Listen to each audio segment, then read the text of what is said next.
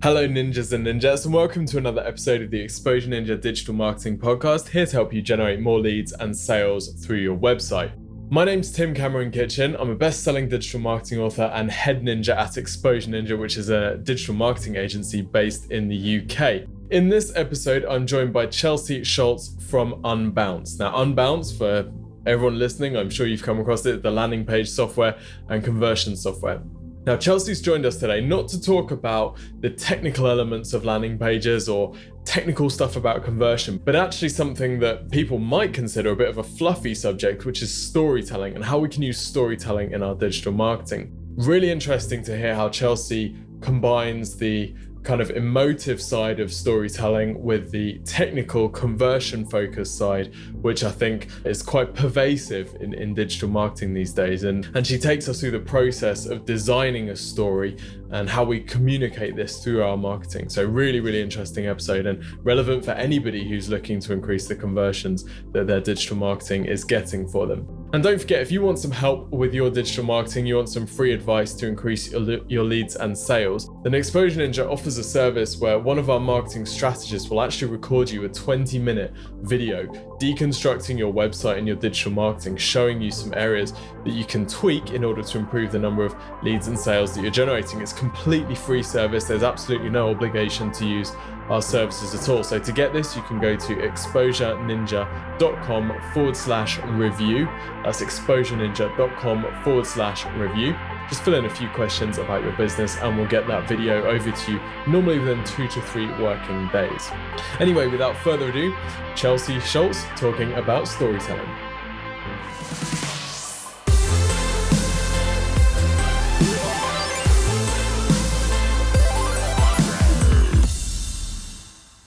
Chelsea, welcome to the show. Thanks for having me. I appreciate it. So you work for Unbounce, which I'd have imagined would make you quite data-driven. You know, I'm thinking landing pages, I'm thinking conversion optimization, button color, you know, all of this stuff, which is kind of really data-driven. But today we're going to be talking about stories, which many people might think would be quite kind of fluffy and soft. So what do you say to that? I say no. Storytelling is an interesting one because from exactly what you said, lots of marketers are data-driven. They look at the stats. They want to know hard, cold results. And storytelling doesn't kind of fit the mold, so to speak, when it comes to that sort of stuff. And it really does. And I think we've kind of lost ourselves a little bit when it comes to marketing and storytelling because we get so hung up on features and benefits and, you know, business output, when really we're forgetting that on the other side of the computer screen, and I'm talking specifically about digital marketing, there's another human who has a backstory and a problem that you can easily relate to and capture more attention with if you're using a story. And that's not separated from data. There is data you can use there, and we can dive into that. So they don't operate in silos. They definitely can complement each other.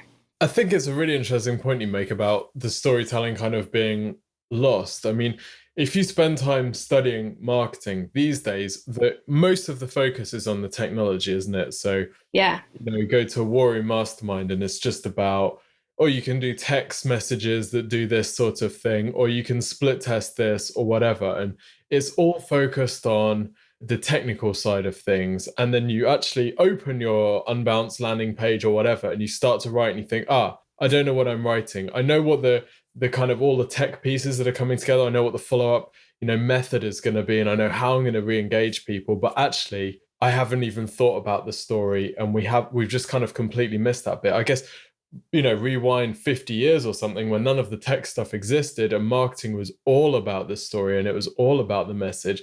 And that's when some of the world's most effective marketing was done. And we still study, like the Claude Hopkins and all of those guys, and they were working kind of purely with story, weren't they? So it's kind of like we're saying, we've gone a little bit too far that way. Let's go back a bit and grab some of that stuff that used to work really well. Yeah, I think that's exactly what we're looking at here. Like we're needing to go back to the Mad Men era a little bit. To quote Marshall McLuhan, he used to say the medium is the message. And I think we've got hung up on that specifically. We think our landing pages and our videos are are what's doing it, what's bringing in the results. The webinar is what's going to bump my lead collection for this week. It's not the medium. It's what you're saying on that medium that makes the difference. And I think we've become hung up that, I'm using my landing pages, so why am I not seeing results? Well, they go hand in hand with the copy directly that goes on them or the voice that's talking on your podcast. It makes a big difference. This is so true. So maybe we could give a bit of context. Could you explain an example about how you've used storytelling at Unbounced, or how you've seen storytelling used in a modern digital marketing setting? Yeah, to give it some backstory, I have recently, let's go even further back. I have been a public speaker and a storyteller for as long as I can remember. So I've always been really intrigued by story, and as a consumer, I am super warm when you decide to tell me a story and relate to my problem, rather than tell me that, your new kitchen knife set is really pointy and sharp. So I automatically seek out story a lot more than my average colleague, I would say. And I see the value specifically. So at Unbounce is the landing page and conversion marketing platform. You can build landing pages and build overlays to get more out of new traffic as well as existing traffic. And so, as I mentioned before, we were, really invested in our medium, and we use our landing pages for every single campaign. But of course, as with any good digital marketer, we hit, a point where we have to edit and come up with new messages to reach more people or to relate better to people. And so we were hitting this wall a couple of years ago where we really need to generate new trial starts of the product. And we were coming up against a wall like, I don't know. Everybody knows that, we've got dynamic text replacement and we integrate with HubSpot and MailChimp and Marketo. What are we missing? What is somebody not understanding? And after some research and some diving into our market, we realized people need to see our tool to really understand. We can talk all day about our drag and drop builder and our easy integrations and, they'll gone away with the need for IT. But if nobody can see how this thing works, why would they get on board? You wouldn't drive a car without test driving it first. So let's bring the product to the people. So we decided that we were going to go with a video series because obviously video is a really good way to showcase anything, but specifically your product. And we wanted to do a few things. We wanted to provide value to our readers and our users by giving them more than just a demo of the builder. Those are great and they work really well. So I totally suggest using those wherever you can. But we wanted to tell more of a story. So we have a co-founder at Unbounce. His name is Ollie Gardner. He speaks all over the world about marketing and digital marketing in particular with Unbounce. And so we were deciding to use him as our thought leader in this series to go through a couple of stories of how Unbounce marketers use landing pages to get more results from their campaigns. And what resulted was a Netflix-style series called The Landing Page Sessions. You can find that at unbounce.com/LP-sessions, And what happens is that in each episode, we got real user-submitted landing pages with backstory for what the campaign was surrounding that landing page. And in an episode, Ollie would break down a campaign from, pay-per-click ad all the way to landing page to even post-click in some episodes of the entire user experience, how you could do better. And if something had to do with optimization of the landing page, he would then on demand update and optimize a landing page in real time. So not only were we showcasing the builder, but we were using the story of real marketers and real campaigns to walk through real problems.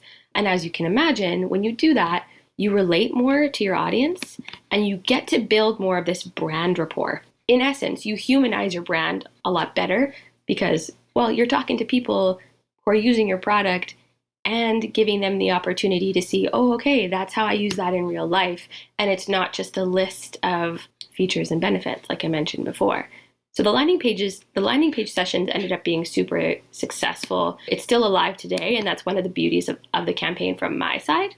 It's evergreen, and so in the first 30 days from launch, we ended up getting, and here's that data for you, we ended up getting 88 new trial starts in 30 days and over 2,000 leads. And compared to our past webinars, which is something we had kind of put into regular rotation, we got 100% more new trial starts in the same 30 days that we would have run maybe 2 or 3 webinars, which are very, work heavy, and they require you to be there live. So all in all, it was a very good win for us and a really good example of how story in that middle of the funnel area can really help you bring your product to life. It's such a good example because, like you say, showing people how the thing works is great, and that's a really good way to get people engaged. I'm imagining, if I go on, whether I go on Leadpage's website or I go on Optimize Press or whatever, I can get a tour of the product, but there's no story there at all. It's just, and here's how you drag something, here's how you whatever. Whereas here, not only are we're seeing a story, but actually we're seeing someone getting the improvement that we are looking for. So it's kind of, it's a relatable story, isn't it? This isn't just a story of, oh, here's Bob, and Bob set up a landing page and now Bob's happy. It's actually a story of someone getting the result that your audience wants to get. So it's a story that's tuned for conversion, isn't it? Which I think is probably one of the reasons it works so well. Yeah, and that's why it's tricky, specifically when you get into the middle of the funnel, because I think the overarching impression is that storytelling is something you do very high in the funnel. It's something you do for brand awareness. Fair enough. Like, there are a lot of really good companies who do storytelling at the top of the funnel, and they're amazing. And I'm thinking like Super Bowl ads. A lot of those commercials are very expensive, but they use story to get a point across. We all remember that story, that Super Bowl ad with the puppy. I think it was for beer. Somebody else mentioned this just recently at our call to action conference. I have no idea. I can't even remember the brand, but I remember that story. And obviously there's more work there to be done if I'm going to remember the brand, but the story is what keeps me hooked. So maybe you could take us through the process of designing a story. And I know it's going to be difficult to do for every business, but the example that you just used with Unbounce and the landing page stories. Firstly, how did you identify where in the funnel you were going to put the story? And then how did you decide exactly how to communicate that story? Yeah, so there's a couple of things. Obviously, the major one is understanding who your audience is. And that comes for all of your digital marketing. You really need to know who you're talking to. Otherwise, the story is moot. If I tell you a story about cotton balls and you are not in the market and you don't care and you've never used them, I'm wasting my time. So you really have to understand who your audience is. And so we knew Unbounce, we have a particularly difficult challenge of marketing to marketers. We knew our marketers were savvy and that they needed a lot of push and purpose if they were going to use our tool, because they have to convince a lot of people. They have to show their bosses and they have to build it into their budget and really make a point for why this tool should be used. But even on top of that, they need to figure out how they fit with us, why they needed us at all. And in other cases, they'd had to figure out why they should leave a competitor if they were already using a landing page building software, or why they should stop using their in-house IT team. So we really had to do our research there, fully understand who we were talking to, and then decide upon a medium. So I think it's often the reverse. People often say, we got to build a video. We got to do video. Everybody's doing video. Throw up the YouTube ads. Okay, that's great. But if you don't know who you're talking to, how do you even know they want video? They could want blog posts for days. And if that's the case, write your little heart out. Don't even bother with the videos. But we had also learned very closely from things like running demos on our website, from doing webinars for so long, that people needed to see our builder to be convinced. They needed to see a playground that they could envision themselves in and then move themselves along. So the message came first, knowing our audience and what we were going to say. And then we chose the medium. And from here, the third step is to map your story arc. So I go back to I don't know what it is in England, but grade 9 English for myself, when my very first English teacher, Mr. Durant, and he was an amazing teacher. He was a presence in the room. He was this large, red-haired man with the most incredible voice. You could listen to him talk all day long. And I remember his lessons so specifically because he used story to explain story. So what you're going to want to use to map your own story arc is exactly what your grade 9 English teacher would have taught you. Start with your exposition. What's the introduction? And then you look at your rising action. Okay, this is what I know so far. How are we going to build people to the point of climax? And climax is the main message you're trying to get across. Obviously, there's more work here. This is a very simplified process. But if you know, okay, I need to show somebody how to use the builder. My introduction is that they have some sort of problem. The rising action is, oh, we're getting closer to a solution. And then the climax is that your product is that solution. Then you can go through that denouement or that falling action of, here's all the features and benefits that are going to relieve your problem, that are going to make your life easier, that are going to help you improve results, etc. And then close with a conclusion that allows you to direct somebody somewhere. That's where your call to action comes in. So I have another example, if you don't mind, that I could share. Yeah, let's do it. So similarly, Unbounce was going through the release of a new product. Like I mentioned before, we do overlays as well as landing pages, and we were launching our new set of tools, which is called Unbounce Convertibles. And I was tasked, I guess I should give you a little bit of information about myself. I'm the marketing manager of brand promotion. So I work very top of funnel with an emphasis on strategy for the entire journey somebody could take from first touch to using our product. But I was tasked with the teaser for letting our audiences know and new audiences know that we were releasing a new product. That's hard. I wasn't allowed to say exactly what we were releasing. I could only say when we were releasing it and try and get people to sign up to stay in the loop for, I think it was close to 8 days. Yeah, wow. 8 days before we could release and tell them what it was that we were coming out with. So you can imagine my anxiety. I had to release or notify somebody that this product was coming out and convince them why they should care to sign up and stay notified to get an email a week later to finally let them know what it is. That's a big ask for somebody who's not even in your funnel. So you're marketing to someone and you can't even tell them what the product is or what the benefits are going to be. Yeah, that was terrifying. Awesome. But challenge accepted, because I had just recently gone to MozCon in 2016, and I had got the pleasure of hearing a wonderful lady speak. Her name is Kindra Hall. She's from Arizona, and she is a professional storyteller, and what she does is consult for businesses, agencies, freelancers, whoever it may be, about how to tell story. And one of the things that she mentioned was, we get so close to telling the story, but we don't actually tell it. And so being inspired by her after hearing her speak, I was like, okay, you know what? This is a prime opportunity for me to tell a story because I can't do much else. So what we did, I knew my audience. I knew that they were digital marketers. I knew that they were savvy and that luckily I'm my own target market. So I was thinking about the pains that I experience every day. What things really are frustrating? And I walked through things like, I want to get more from my ad spend without breaking the bank. I want to see more conversions from the traffic I already have, because it's really not great when you're seeing like a 3% conversion rate when you know it could be like 15, 16, 20%. And I have lots of people coming at me. I've got my boss, I've got colleagues who are asking for more results, more data, more proof, more conversions, more new trial starts, more customers. And I'm sitting here at my desk in this fury of data and people not knowing what to do. So the product we were releasing was Unbounce Convertibles, overlays, which helps you do exactly that, get more conversions out of the traffic you already have. And you can do overlays in a very delightful way to which they're not annoying. We have many triggers like on exit, on delay, on arrival, and you can really personalize and customize an experience there so that it's not a nasty pop-up experience. So I had all this information, but I couldn't say that. I could only talk about the problem. So what we did is we built a video. I knew video worked for my audience, and that's why I chose that medium.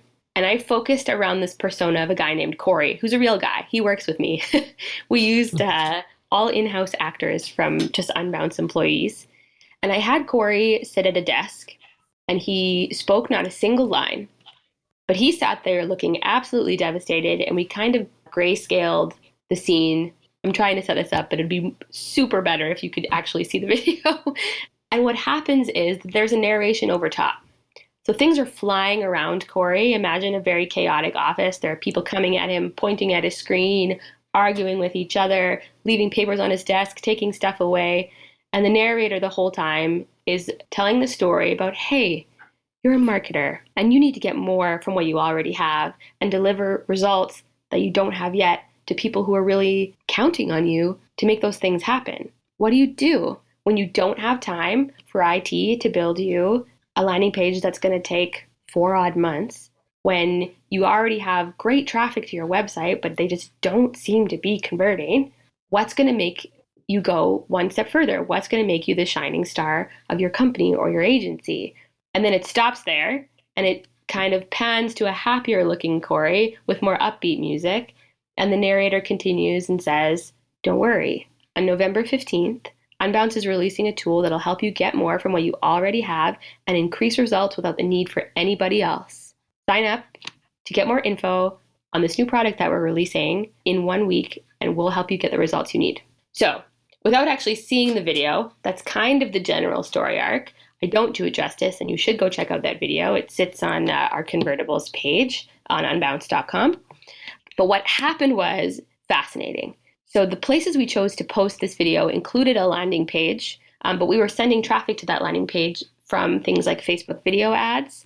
And I would suggest using subtitles. That's what we did. We threw subtitles over top for people who don't use the audio on Facebook. And we also used it in our existing audience's email newsletter. We sent traffic there from our blog post community, from our social communities, and we kind of just used it as a very high-level brand awareness play. I was aiming for, let's try and get 500 contacts, see what happens. I was a little bit nervous because I didn't know how this was going to go at all. What we ended up getting in 7 days was 1,287 subscribers, and we actually got 34 new trial starts, and I didn't even tell anybody what they were signing up for. Wow. Yeah. And so I actually thought my data analyst was joking. I made him go back and double check. I was like, no, we did not get customers from this video. What are you talking about? And he was like, no, the Facebook ads in particular, because we've learned for our audience anyway that Facebook video does really well. Our Facebook videos resulted in the majority of those new trial starts, 34 in 7 days and over 1,200 subscribers. And I thought to myself, holy, this, if nothing else, is the power of a good story. And then I went to our social communities and I started looking at the feedback online because we had posted that video there as well. And we had people, and to prove my point in a nutshell, we had people who were tweeting us back and saying things like, you have pinpointed me. That is my everyday life. So excited for what you're coming out with on November 15th. Wow. And I thought to myself, okay, this is how you use a story. This is how your job is done. If somebody can come back to me in the wild and say that I've pinpointed who they are, I consider that a job well done. So for the business who's listening and they're thinking, okay, awesome, Unbounce knows its customer and it knows what story is going to resonate with that customer. But I'm a solicitor. How do I come up with my story? How do I identify my Corey and create something which is really going to speak to people? So where do they start with that? Yeah, that's a good point. If you've got an existing customer base of people, that's your place to start. Talk to the people who are already using your product, gather information, and make some deposits into that bank account of rapport. Offer them some new insights, some extra features, some, new product early if you can, and talk to them about how their everyday day looks like. Really get to know them and make it a conversation like you would get to know any stranger you would meet in a coffee shop, because that's how you're going to figure out the little nuances of what resonates with people. So when we did the research for our audience, it wasn't all just what tools are they using and what kind of marketers are they. It was, where do they get their news and how much time do they spend on social during the day versus in the evening? Get to know that person as a person. And what we learned is that by doing that, you get to know more than just, again, like the features and benefits of who your customers are. You get to know them as humans. And it's a subject I'm really passionate about because clicks are people. And we get really caught up in the data, we've got so many click-throughs on this blog post CTA today. Like, yeah, but those are people we're trying to push through a journey. Like, let's remember who we're experimenting with here. And so if you've got an existing customer base, get to know those people, and even just a good handful. I know it can be difficult to get a lot of people on the line, and you have to, yes, of course, be statistically significant with a sample size. But if you can take even 2 or 3 people out for coffee and just talk to them and get to know them, you get a better understanding of what even language you might use. Is your audience comfortable with swearing in videos? If they're not, don't use it for the sake of being cool or something, as a tiny example.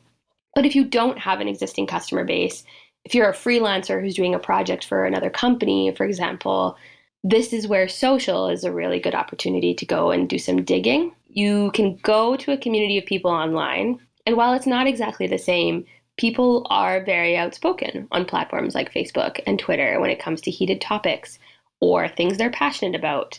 And another great place, Joanna Wiebe, she's a copywriter from Canada, and she talks about how when you're going to find messages for copywriting, but also for storytelling like this, when you're doing videos, etc., take to the review sites on like Amazon of products or books. So in the case of a B2C market, if you're marketing hairbrushes, go look at reviews for hairbrushes on Amazon, for example, and pick out words that people are saying, snippets of things that are really catchy or get a point across or are passionate, and the negative ones are a gold mine. Go in there and pick out things that identify problems and use that as an opportunity to build that story based on problem to solution. If you're looking at B2B, like in my case where I'm marketing to marketers, I go and look at reviews for things like marketing books. So I'll go check out Seth Godin's latest release and look at reviews, because I know that those are marketers talking about marketing topics, and whether they agree or they disagree or it was worth the read, etc. But that gives me a tiny bit more insight into the world of how they might be thinking. So there's lots of opportunity that already exists out there. You just kind of have to dig a little bit. The review site pro tip from Joanna Wiebe has been one of the most beneficial tools we've used specifically at Unbounce. I love those, particularly those first 2 examples. I have some examples from when we've done this. So when you mentioned about just talking to your leads or to your customers, what we did is we just sent out requests to a whole bunch of different people and said, hey, we're just doing a bit of market research. Be great to have a 15-minute chat over phone or Skype. We're happy to send a £25 Amazon gift voucher and, as thanks or whatever. Yeah. That money was the best money we could ever have spent, because talking to those people and just saying, so where do you find your information out online? What formats do you consume content? And we've built our business on the back of books. And I say to these guys, hey, do you guys ever read marketing books? They're like, I've got a stack of marketing books on my desk. I'm going to get to them one day, but I just can't. And it's like, oh, okay, we didn't know that. So we'd have just kept plowing away at the books when actually that's the wrong market for these guys. It just gives you a level of insight that you can't get through the data. Yeah. And I think as marketers, exactly what happens there is that we get too close to our darlings. And we think, like, oh, this book is great. Like, this is exactly what the people want because I love it and I wrote it and it's so great. And then you realize, like, man, nobody's even reaching that message. Yeah. It's so deflating. Exactly. Yes. To cover your other thing where you say just look on social. So we're launching a new product, and the girl who's running it, I was like, let's do some market research. And I thought, oh yeah, we'll do the same thing. We'll send out the Amazon things. Well, she put together this amazing infographic full of data and insight about who the audience was of this product based on who'd already signed up. I was like, Lauren, how the hell did you get this? And all she'd done is she'd taken the email addresses and the names of the people who'd signed up and just checked them out on Facebook. And she was able to get demographic info. She was able to get where they worked and their roles.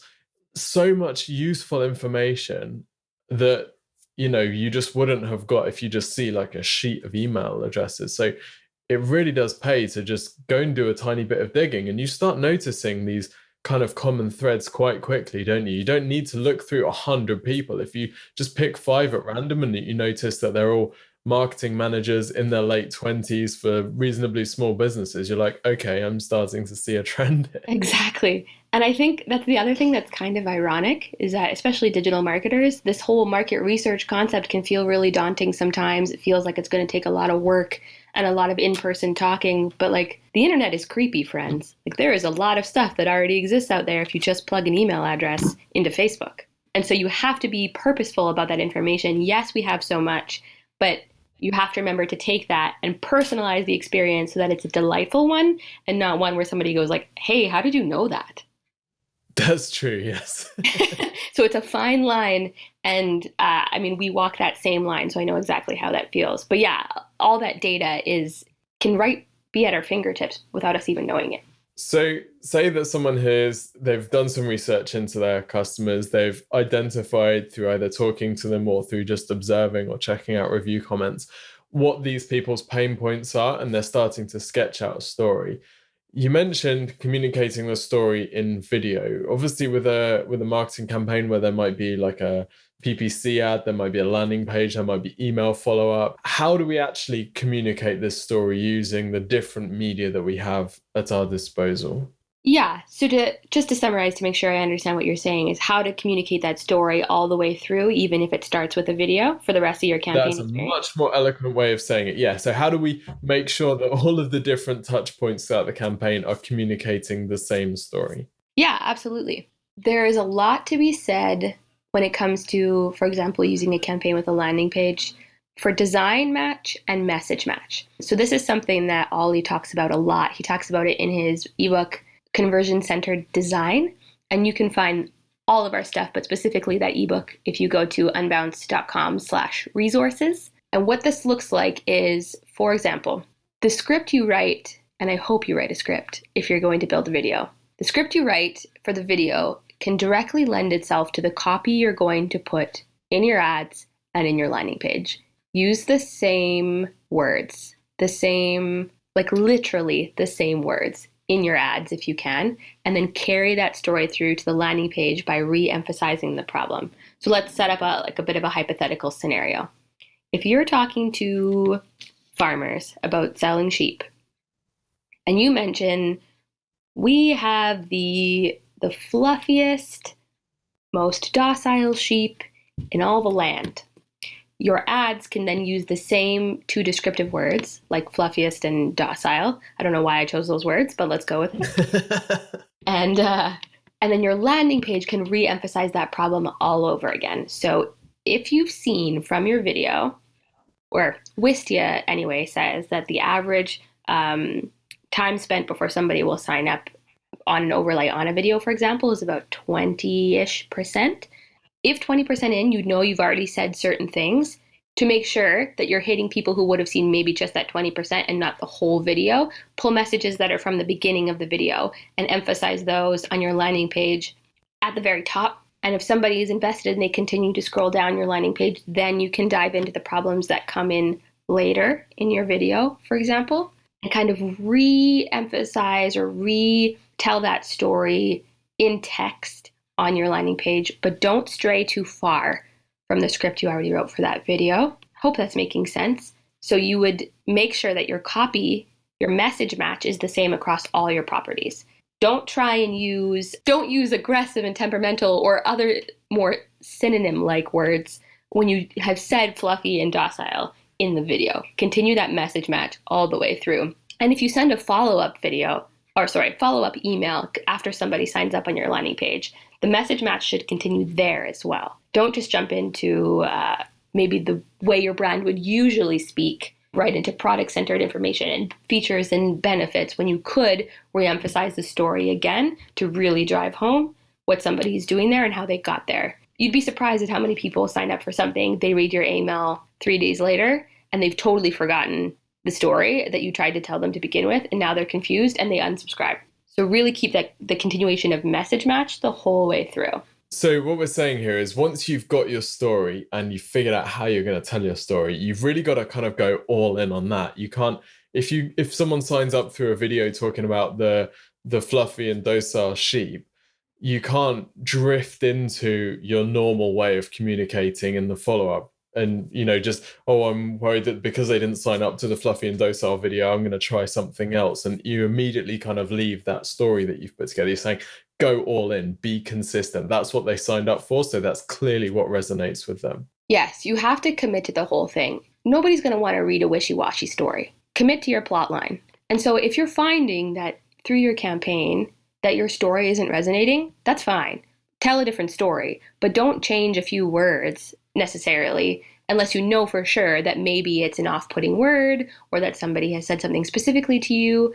Again, this is a fine line between like A/B testing, for example, versus redoing an entire campaign. And I'm a definite advocate for A/B testing, but you have to commit. If you tell 3 different stories along this journey, if your video says something different than your ad, that says something different than your landing page, that says something different than your email, you're talking to no one. You have to make sure that whole thing matches all the way through.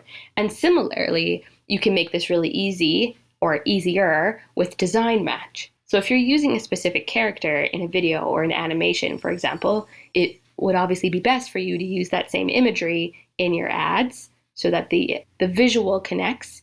Similarly on your landing page, similar to how you do it in your email. And this is something we did specifically with that convertibles piece. We took this giant zoomed in headshot of Corey looking very distraught. And we used that as obviously in the video, but we used it as the thumbnail for all of our ads. We used it in a bit of a retargeting strategy. We used his face on the landing page. And then we also followed up an email with happy Corey's face. So it was a different image of Corey, but it was the same guy to emphasize that story the whole way through. And design match is actually a really easy one because people are very visual. There's a stat from Wise Owl that says something like 68% of users would prefer to watch a video as opposed to calling a business or speaking to support. So if you can use an image to connect to your brand and have people obviously like relate to that and keep coming back, you can retarget them with those images or bring it up later in a secondary campaign and it'll click immediately. So use design match and message match the whole way through on a story because you can come back to that later. And it's something we've actually done where when we, if we were to release a second product for convertibles, for example, I would be very much tempted to use Corey again because it resonated the first time, so new people might also be inclined to come on board. But any existing audience who might have not been convinced yet to come on board would see his face again and think, oh yeah, okay, maybe that's something I want to explore. If we find the second time that Corey's face does nothing, then I'll find a new Corey. But keeping that consistency both in visual and language is a huge part of storytelling. What about the listeners who are saying, yeah, okay, fine, storytelling works for these businesses, but I'm an accountant or I'm, something which they just immediately say, right, well, storytelling isn't part of the communication my business and my type of company has with our audience. So therefore it's not going to work. Is it right for everyone? Is it better for B2C rather than B2B? Or, what's your take on that? My honest opinion is that storytelling applies everywhere. And I know that it's privy to a lot of skeptics. But I mean, from the minute we're born, we're exposed to story. We get this exposure to how we came to be. We read stories our whole life. We watch television shows, which in essence are just long stories all the time.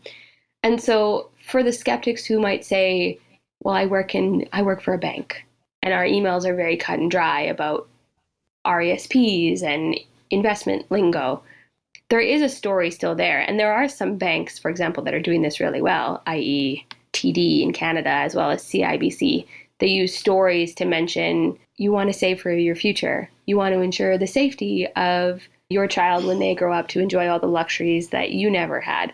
Those are tiny stories. They don't have to be these big, overarching campaigns. I know the examples I used were quite large examples of storytelling on display, but there are opportunities for story in the smallest things. And we've experimented with stuff like just switching the way we would approach a PPC ad. So instead of saying Unbounce is releasing X new product today, we would switch it to be focused on the user and tell a very tiny story in one sentence. Something like, you'll see more results from your ad spend in less than 30 seconds. And that's tiny. Some would argue that's not a story at all, but it's the essence of storytelling that's important.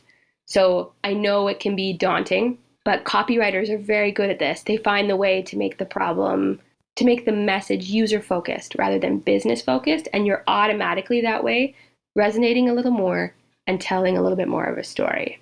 So you don't have to go big right away. But I would urge you to A/B test. Try sending your next email in a slightly different way if you can, get through the hoops that are often in a business.